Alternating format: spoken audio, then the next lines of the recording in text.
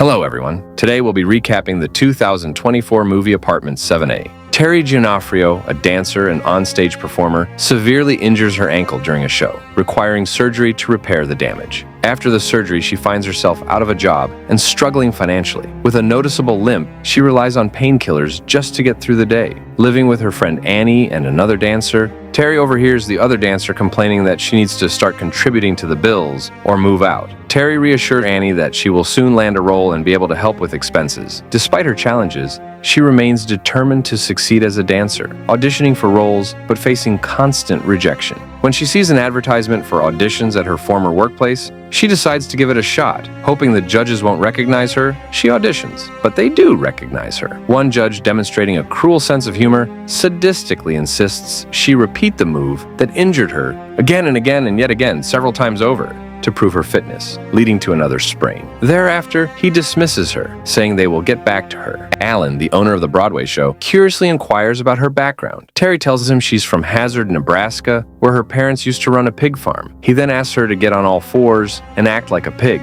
She states she'll do anything for a role, but refuses to humiliate herself. Later, she learns that one of her roommates has been accepted for a role, prompting her to follow Alan to his apartment in the Bramford to persuade him to reconsider her. There, she meets Toby, who questions her motives. Just then, a loud crashing noise comes from the elevator, but Toby pretends he didn't notice. Terry, feeling dizzy, stumbles out of the building. A kind elderly couple helps her and takes her to their apartment below Alan's to recover. The next morning, Terry meets Minnie and Roman Castevet, the elderly couple living in apartment 7A, who invite her to breakfast. During their meal, Terry shares her reasons for avoiding meat, citing her upbringing on a pig farm. She also discloses her hope to persuade Alan to cast her in his Broadway show. Minnie expresses belief in Terry's potential as a performer and encourages her not to give up, emphasizing that setbacks do not define a person. It's about how one responds. The couple offers Terry a vacant apartment, explaining it was previously occupied by a woman who fled an abusive relationship. They tell her she can live there rent-free until she regains her footing financially. Terry goes back to her old apartment to collect her belongings. Annie warns her about trusting strangers, but Terry insists she can't continue being a burden. Upon moving in, she discovers a shoe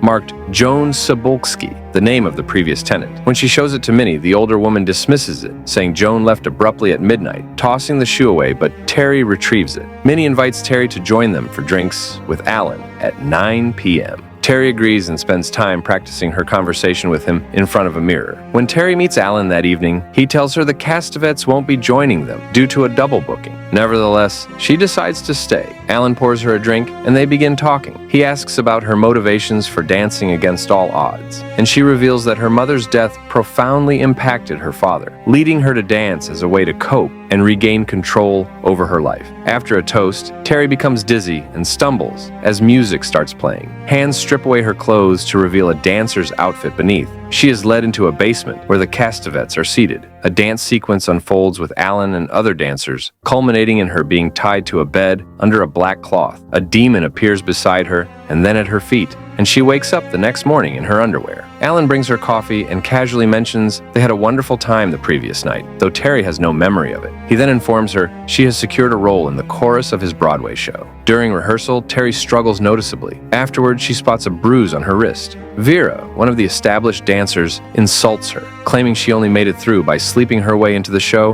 and suggesting she should have the talent to back it up. Feeling overwhelmed, Terry retreats to a restroom and discovers more bruises on her body. Back at her apartment, Minnie introduces Terry to another elderly resident, who offers her a homemade herbal ointment for her injured ankle. That night, Terry dreams of discomfort in her stomach and sees a demon looming over her. When she wakes, the pain in her ankle has vanished. During the next rehearsal, Terry performs flawlessly, receiving praise from her instructor. Minnie invites her to a costume party hosted by wealthy elderly people, and Terry brings Annie along. At the party, she meets Dr. Saperstein, who ominously tells her to see him if she gets pregnant, handing her his card. Terry notices guests behaving oddly. She overhears Mrs. Gardenia telling Minnie that she cannot go through with something.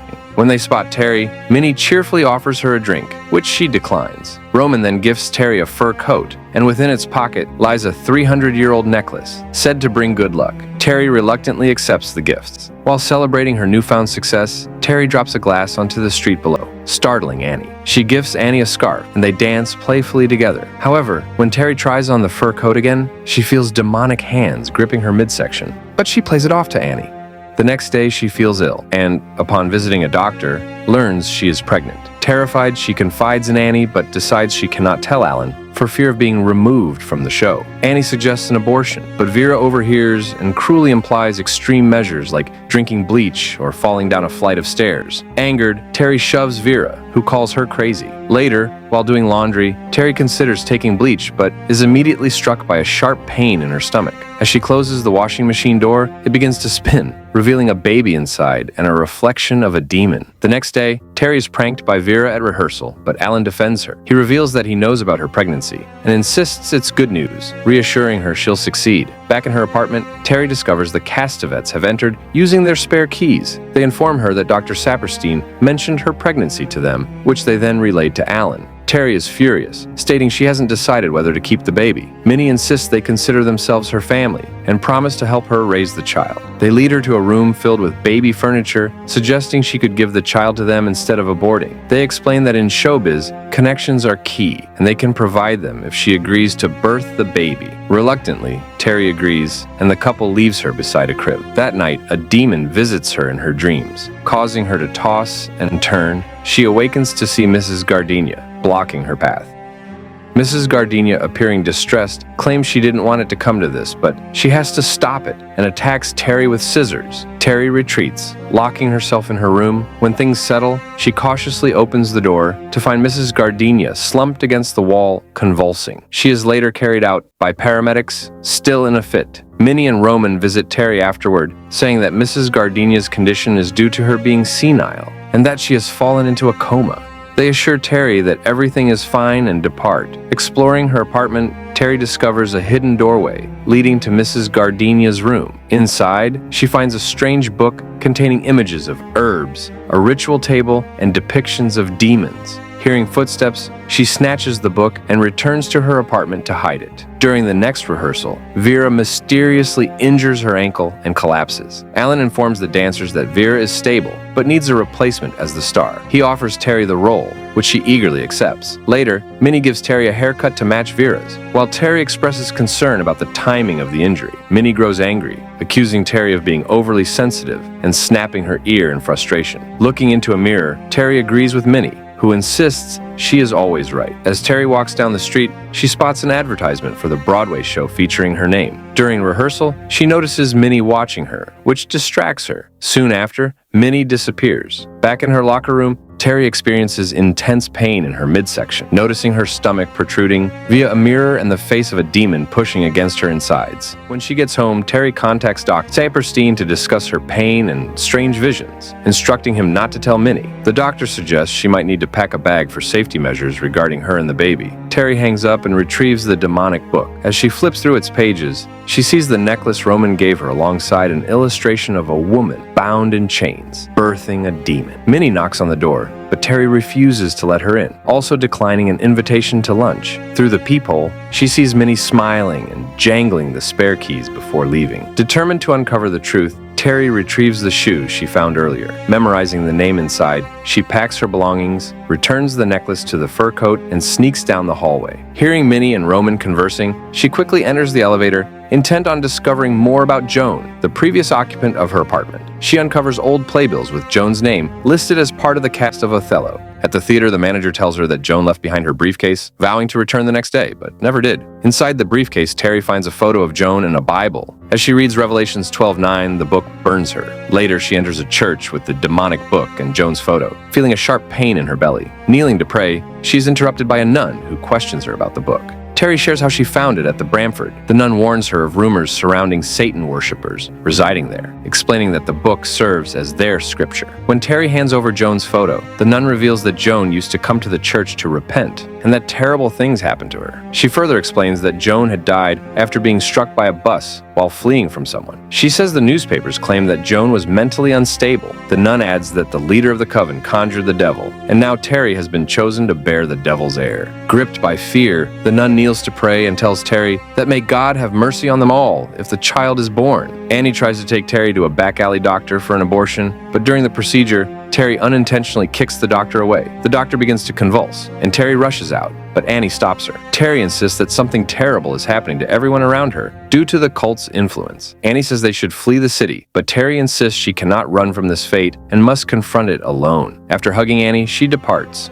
Terry returns to her apartment complex, ignoring Toby as she heads for the elevator with a stoic expression. She sees Minnie in the elevator and decides to follow her to the last floor. She ends up in the laundry room and, not finding Minnie, boards the elevator again. This time, it moves on its own and takes her further down to a tunnel. This tunnel connects to a theater adorned with demonic murals. Behind the curtain on stage, she finds a table filled with occult relics. Alan appears, and Terry questions him about the place. He asks if she truly does not remember, leading her to recall being strapped to the table. Alan states that previous attempts to impregnate others had failed and labels Terry a wonder. Outraged, she accuses him of violating her and grabs a dagger from the table. Alan approaches her calmly, urging her to embrace her destiny. As he touches her, trying to persuade her, she stabs him. He asks if she feels powerful before dying. Terry recalls seeing Dr. Saperstein and the Castevets at the ritual and spots a demon watching her, causing her to flee into the elevator. Getting to the lobby, Toby locks the front door and approaches her. Terry evades him and rushes back to her apartment to retrieve a knife. She sees Minnie in her living room, and Roman soon joins them. Terry reveals that she knows about Joan and who they are as well as what they did to her. Minnie, unremorseful, reminds her of how wretched she was when they found her and how they have given her everything, saying that they have a deal. Terry says that having everything is not worth her fate and that the deal is off before turning the knife on herself. Minnie calls her bluff, and when Terry tries to stab herself, she can't. She collapses in pain as Minnie taunts her, saying that the baby is here to stay. Roman tries to help Terry up, but she rejects him and calls him evil. Roman retorts by asking why worshiping a different god should make him evil. He reveals that his father, after facing persecution from Christians, had successfully conjured the devil, and that she has been chosen to bear the devil's heir. Minnie reveals that Alan is not the father, but the devil himself. Roman says that the devil's heir will change the world, and Terry will be rewarded with greatness. Terry says she could have made it on her own, and Minnie agrees. But Minnie says that Terry was born to play this role. Roman offers Terry his hand, and this time, she accepts. He introduces her to the rest of the devil worshippers in the apartment, declaring that God is dead and Satan lives, and that the year is one. They begin to hail Terry as the mother of the devil's heir. Terry plays along, taking a drink and leading them in a Hail Satan chant. Then, she takes off her shoes and begins to dance while interacting with the Satanists, becoming more frenzied in her dance moves. She approaches Minnie and tells her that she was right, and Minnie says she always is. Suddenly, Terry runs and sits on the windowsill and falls backward, landing on a car below and seemingly dying as she hits the curb and passers-by gather around. Minnie and Roman walk up and exchange meaningful looks as the movie ends. Enjoyed this recap? Please like, share, and subscribe. Don't forget to hit the notification bell. Thank you.